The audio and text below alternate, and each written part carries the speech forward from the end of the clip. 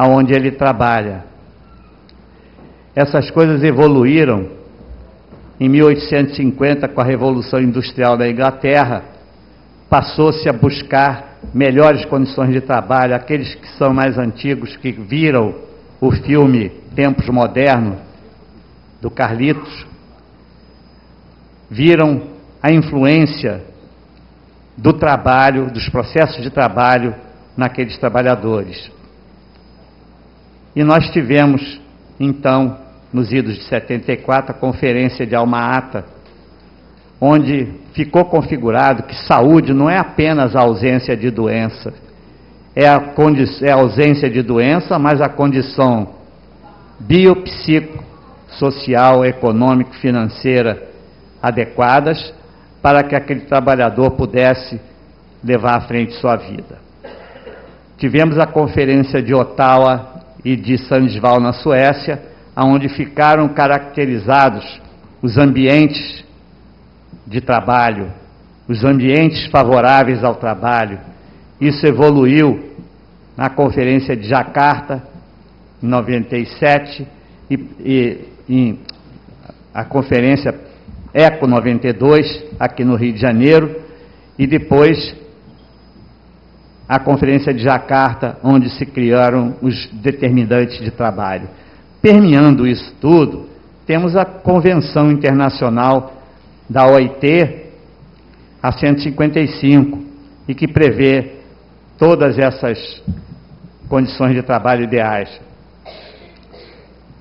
O Brasil é signatário dela. Então, não se justifica acontecer o que está acontecendo no Brasil. Em 2000, o Ministério da Saúde editou um CD com toda a questão da saúde do trabalhador. E naquele preâmbulo de abertura dessa publicação, disse: todos somos trabalhadores. Não só o servidor público, não só o trabalhador seletista, mas inclusive o desempregado, que é um trabalhador com expectativa de emprego. Então, desde essa época, não procede mais essa discriminação entre servidor e trabalhador seletista com direitos à aplicação das normas regulamentadoras do trabalho. Não se justifica isso. Isso, no meu entender, é uma leniência pública a essa evidência. O trabalhador, hoje em dia, não só pelo seu desprestígio nos locais de trabalho públicos, vem hoje sofrendo de uma doença do trabalho que é conhecida com o nome de burnout, que é a síndrome do esgotamento profissional. É aquele trabalhador que quer fazer as coisas, sabe fazer, mas não tem o aparelho, não tem o exame, não tem o papel, não tem o lugar de trabalho, não tem a mesa para examinar o cara. Quando muito, vai examinar numa maca, lá no corredor, não sei aonde. É esse, justamente, que sofre esse problema. E depois, quando ele é processado, ele tem a síndrome do estresse pós-traumático e nunca mais quer voltar àquele local de trabalho. Então, é isso que está acontecendo no Rio de Janeiro. Fora o desprestígio da própria política em relação ao acidente de trabalho e à prevenção. Você não tem uma estrutura adequada na Delegacia Regional do Trabalho para fazer a fiscalização. Você tem milhares de engenheiros de segurança empregados em outras áreas, não empregados. Eu sei, Dr. Jacques Cherry, que deve ter essas estatísticas melhor do que eu. Como eu tenho centenas de médicos no próprio IASERJ, tinham a qualificação de higiene e segurança do trabalho, mas não exerciam, apenas exerciam a sua primeira especialidade. Então, há um desperdício desse material humano, desse recurso humano técnico, não só na área do médico, do engenheiro, do enfermeiro, do auxiliar de enfermagem e do técnico de segurança do trabalho. Muito bem. Então, nessa questão toda, em 99, quando foi cortado o recurso que era descontado do contra-cheque de servidor público, era 2% do seu salário, para a contribuição para o IASERJ perdeu o financiamento. Perdendo esse financiamento, ele nós tivemos uma luta muito grande dentro da instituição, até que o governo atendesse a colocação de um percentual do Tesouro para manter o IASERJ naquele período. Então, o que acontece? O IASERJ, ele precisava ter um novo papel. A vida inteira, o IASERJ tratou da saúde do trabalhador público, na sua recuperação e na sua devolução ao local de trabalho. O IASERJ tinha toda essa estrutura, inclusive havia um departamento de perícia, onde fazia o restante da parte, e a parte previdenciária era vista pelo IPERJ. Evidentemente que essa instituição, ao perder a sua fonte de financiamento, precisava ter um novo papel. E nesse novo papel, dentro da legislação atual, que é o Sistema Único de Saúde, seria o capítulo da saúde do trabalhador, já que, por nascimento, ele já cuidava dessa saúde do trabalhador público. E, para que todos saibam, são 600 mil servidores públicos. E o IASERJ, além disso, atendia a saúde coletiva. Por quê? Eram os dependentes. Se cada dependente tivesse direito, se cada servidor tivesse apenas 2 dependentes, uma esposa e um filho, seria uma comunidade de 1.800.000 pessoas e que agora, com esse desmonte, ficou desassistida. Isso eu classifiquei de genocídio. Não é possível que você desative uma instituição que tenha 44 especialidades médicas, que tenha um programa de residência médica formando especialistas em diversas áreas, em 188 residentes por ano, você desative essa instituição e a entregue para uma instituição ao lado, que é o Instituto do Câncer, para fazer um centro de pesquisa. Ora, todos nós sabemos que centro de pesquisa, o lugar dele é na universidade. Por que então não incrementa a pesquisa na universidade, na UFRJ, que poderia receber mais para isso? Por que não incentiva na UERJ? Não, querem criar no local do IASERJ, desativar 400 leitos, desativar toda uma estrutura de atendimento ao servidor público para fazer um centro de pesquisa. Ora, como se não tivesse mais nenhum espaço no Rio de Janeiro para essa questão. Alguns momentos em que estudamos essa história, nós vimos que o IASERJ até que cedeu aquele pedacinho de terreno para criar o câncer. E hoje a gente vê o enxerto querendo eliminar o hospedeiro. É uma doença que tem em medicina. Então, é isso que está acontecendo. Agora, evidentemente que nessa luta de saúde do trabalhador, nós viemos desde essa época, em 99, fazendo esses simpósios anuais, com a presença dessas instituições que aqui estão, continuam nessa luta. E, nessa época, nós queríamos um papel para o IASERJ. Na estrutura da saúde do SUS, tem a norma orientadora número 96, de 1996, que estabeleceu o piso assistencial básico, entre outras inúmeras questões que estabeleceu naquela época, que na época era R$10 per capita.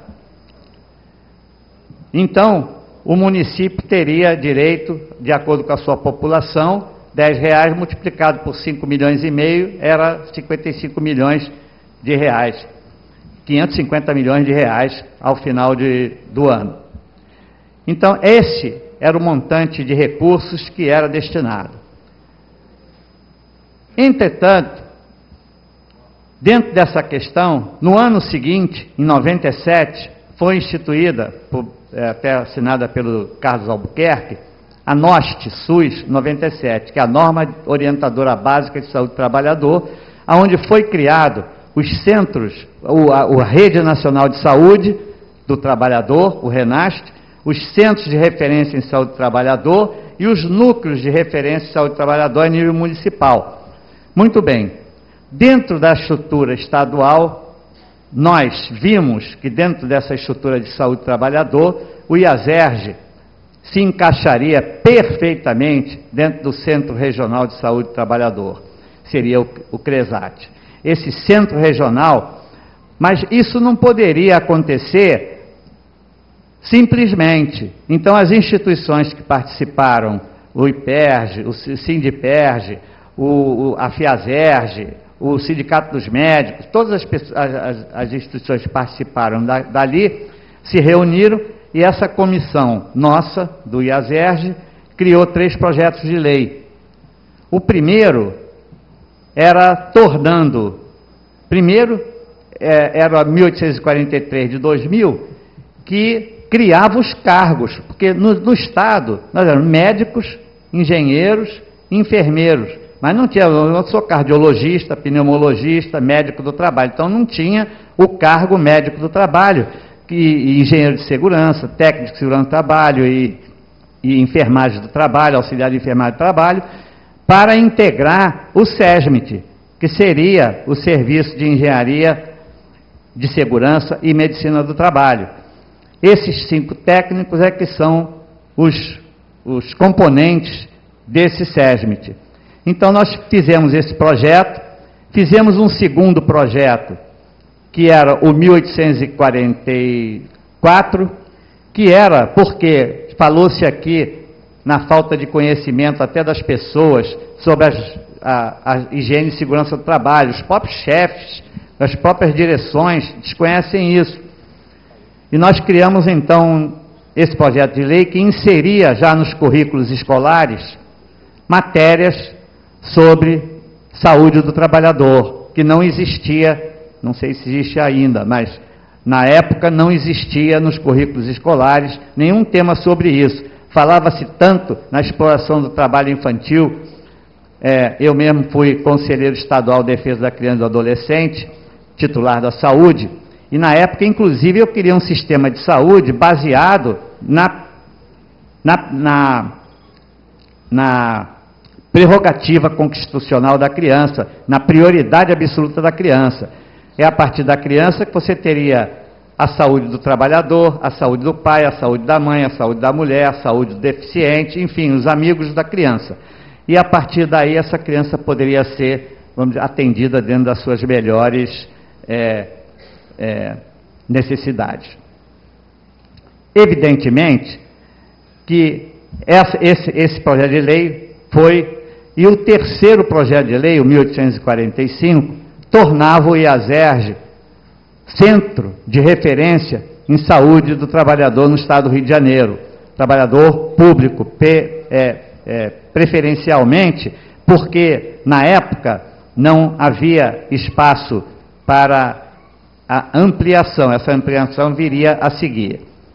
Muito bem, esses projetos foram entregues ao deputado Jamil Haddad, que encaminhou perfeitamente, todos esses projetos foram aprovados, só empacando na Comissão de Constituição e Justiça, porque diziam que tinha que ser iniciativa do Poder Executivo, e aí todos eles foram colocados como indicação legislativa.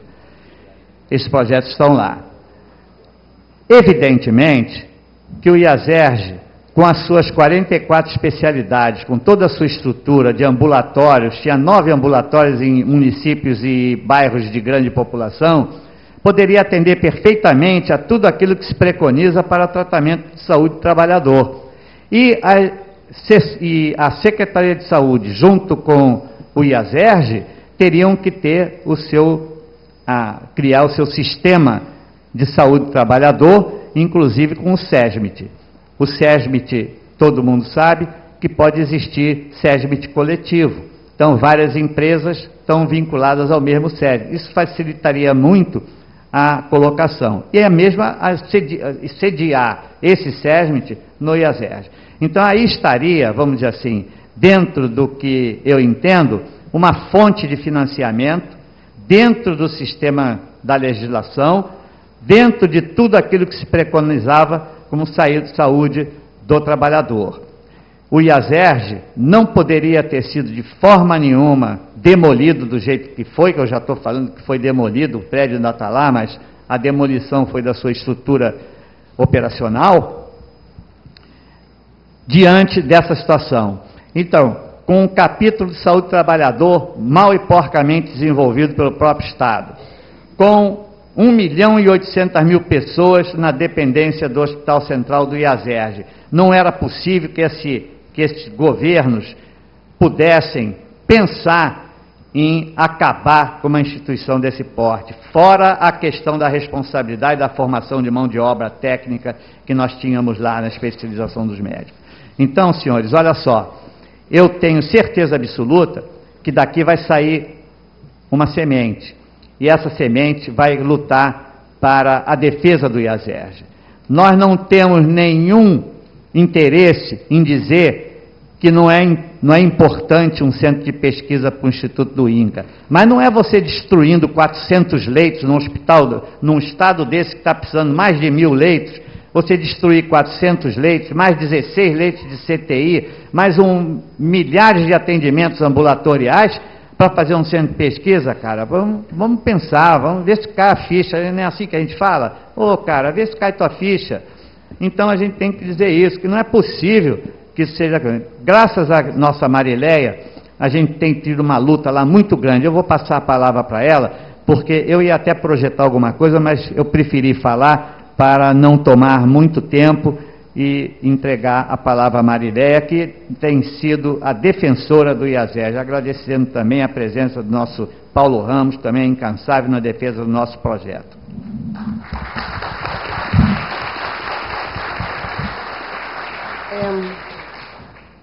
Eu vou pedir licença a vocês para levantar, porque eu já sou pequena, senão vocês não me veem.